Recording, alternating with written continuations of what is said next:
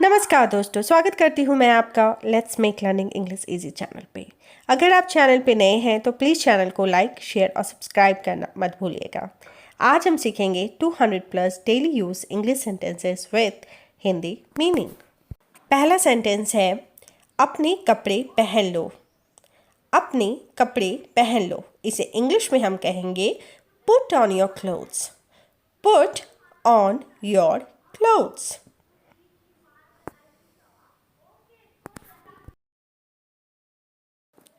दूसरा सेंटेंस है नल चालू करो। नल चालू करो, इसे इंग्लिश में टर्न ऑन द टैप कहेंगे। Turn on the tap. Open the tap हम नहीं कहेंगे क्योंकि direct Hindi to English translation यहाँ पर गलत हो जाएगा। यहाँ यूज़ करेंगे टर्न ऑन द टैप। उसी तरह नल बंद करें, नल बंद करें को इंग्लिश में हम टर्न ऑफ द टैप कहेंगे।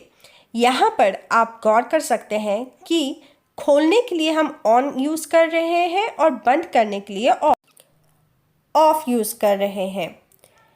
जब हम दरवाज़ा बंद कर दो कहते हैं तो इसे इंग्लिश में हम क्लोज द डोर कहेंगे। Close the door. बंद के लिए हम क्लोज यूज़ करेंगे, दरवाजे के लिए डोर यूज़ करेंगे, तो इसका इंग्लिश ट्रांसलेशन होगा क्लोज द डोर। उसी तरह दरवाज़ा खोलें को इंग्लिश में हम ओपन द डोर कहेंगे, जो कि काफ़ी सिंपल है क्योंकि खोलने को हम कहेंगे ओपन एंड दरवाजे को डोर। सो यहाँ पर क्लोज को हम रिप्लेस करेंगे ओपन से। So open the door. Open the door. दरवाजे को आधा खुला रखो। जब हम कहते हैं दरवाजे को आधा खुला रखो तो उसे इंग्लिश में कहेंगे keep the door half open, और या तो आप कह सकते हैं कीप द डोर अजार। तो यहाँ पर आधा खुला के लिए आप यूज़ कर सकते हैं हाफ ओपन या आप यूज़ कर सकते हैं अजार। दोनों ही बिल्कुल ही सही है। चलिए बढ़ते हैं नेक्स्ट सेंटेंस की ओर। दरवाजे को पूरा खुला रखो। Keep the door fully open. Keep the door fully open. यहाँ पर पूरा खुला रखो के लिए हम फुली ओपन का यूज़ करेंगे। चलिए नेक्स्ट सेंटेंस की ओर। दरवाजे को थोड़ा खुला रखो, इसे हम दो तरीके से कह सकते हैं। Keep the door slightly open, या आप कह सकते हैं keep the door partly open. दोनों ही बिल्कुल ही सही है। यहाँ पर थोड़ा खुला के लिए हम स्लाइटली ओपन या पार्टली ओपन का यूज़ कर सकते हैं। So keep the door slightly open या keep the door partly open बिल्कुल ही सही है। तो आप इन दोनों में किसी का भी यूज़ कर सकते हैं। चलिए बढ़ते हैं नेक्स्ट सेंटेंस की ओर। कपड़ों को अलमीरा में रख दो, इसे भी हम दो तरीके से कह सकते हैं। Put the clothes into the अलमीरा, या आप कह सकते हैं keep the clothes into the अलमीरा। ये दोनों ही सेंटेंसेस बिल्कुल ही सही है। यहाँ पर रख दो के लिए या तो आप पुट यूज़ कर सकते हैं या तो आप कीप यूज़ कर सकते हैं। So put the clothes into the अलमीरा या keep the clothes into the अलमीरा दोनों ही बिल्कुल ही सही हैं। इसलिए आप put the clothes into the अलमीरा भी कह सकते हैं या keep the clothes into the अलमीरा भी कह सकते हैं। कपड़े ठीक से रखो, इधर उधर मत बिखेरो, इसे इंग्लिश में कहेंगे keep the clothes properly, don't mess up. Keep the clothes properly, don't mess up. So ठीक से रखो के लिए हम keep the clothes properly use करेंगे और इधर उधर मत बिखेरो के लिए डोंट मेस अप, और साथ में इसे कहेंगे keep the clothes properly, don't mess up. चलिए आगे बढ़ते हैं। कपड़ों को हैंगर पर लटकाओ, इसे भी हम दो तरीके से कह सकते हैं। Hang the clothes on hangers, और you can say put the clothes on hangers. Both are absolutely correct to use. यहाँ पर हम लटकाओ के लिए हैंग को भी यूज़ कर सकते हैं या पुट को भी यूज़ कर सकते हैं। So hang the clothes on hangers भी राइट है, put the clothes on hangers भी राइट है। यह आपके ऊपर डिपेंड करता है आप क्या यूज़ करते हैं। कपड़ों को अलमीरा से बाहर निकालो, इसे हम कहेंगे take the clothes out of the अलमीरा। कपड़ों को अलमीरा से बाहर निकालो, take the clothes out of the अलमीरा। रोटियां सेक लो, रोटियां सेक लो को इंग्लिश में कहेंगे बेक्ड चपातीज। यहाँ पर हम देखेंगे सेकने को इंग्लिश में बेक कहते हैं। सो रोटियां सेक लो को इंग्लिश में कहेंगे बेक द चपातीज।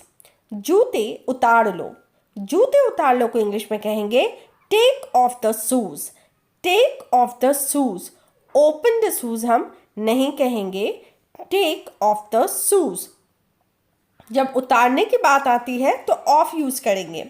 जाकर सो जाओ, जाकर सो जाओ को इंग्लिश में कहेंगे go and sleep, go and sleep. It is very easy, जाकर सो जाओ, go and sleep.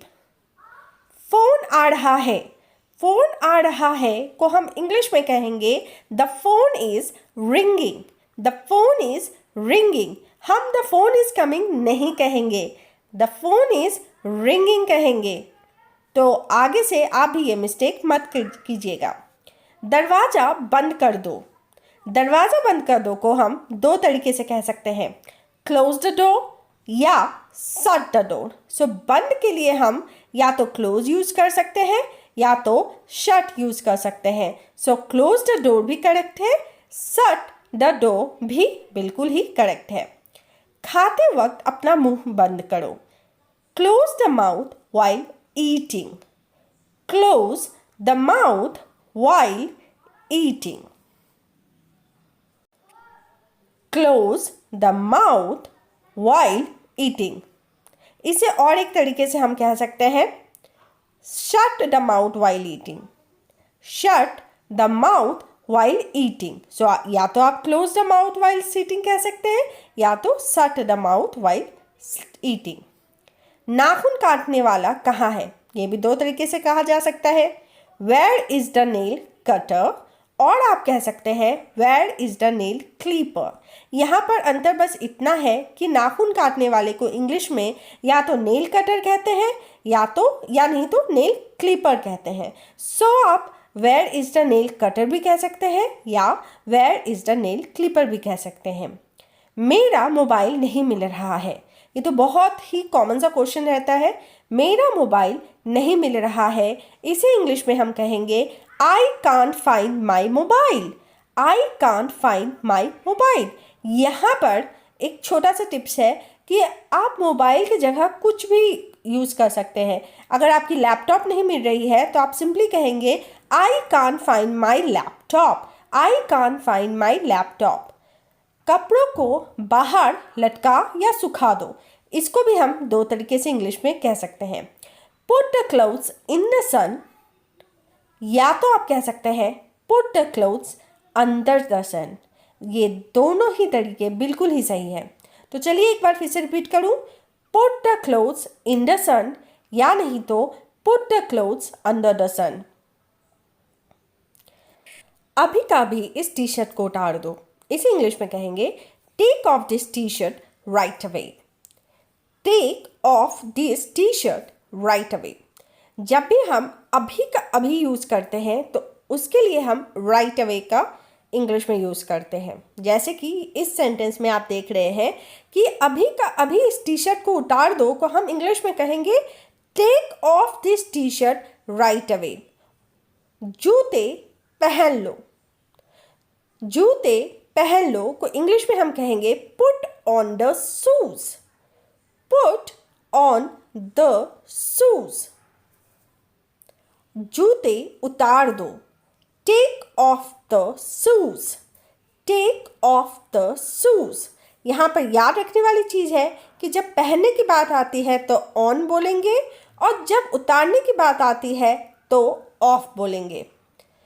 Thank you for watching. आशा करती हूँ कि यह वीडियो आपको पसंद आया होगा और आपके लिए हेल्पफुल भी होगा। अगर आपको ये वीडियो पसंद आया तो प्लीज़ चैनल को लाइक शेयर सब्सक्राइब करना मत भूलिएगा।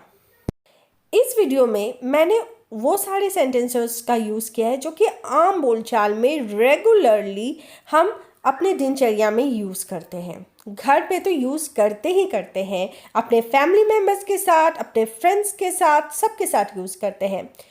इससे क्या होगा कि अगर आप ये सारे सेंटेंसेस को घर पे प्रैक्टिस करते हैं तो इंग्लिश आप बहुत जल्दी सीख सकते हैं, क्योंकि practice is the key to success.